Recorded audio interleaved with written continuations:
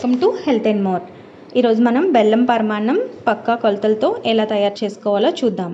దీనికోసం ముందుగా O T glass తీసుకోండి. ఇందులోకి 1 గ్లాస్ రైస్ తీసుకొని ఈ విధంగా 1 అవర్ పాటు నానబెట్టుకోవాలి. ఇప్పుడు మనం అదే గ్లాస్తో 6 గ్లాసుల పాలు 2 గ్లాసుల నీళ్ళని తీసుకొని ఈ విధంగా మరిగించుకోవాలి. ఈ రెండు బాయిల్ అయిన తర్వాత వీటిలోకి రైస్ని యాడ్ చేసేస్తున్నాను. 1 అవర్ నానబెట్టుకున్నాం కదా, అదే రైస్ని యాడ్ చేస్తున్నాను. ఇలా యాడ్ చేసిన తర్వాత ఒకసారి కలుపుకోండి, అడుగు మాడిపోకుండా చూసుకోండి.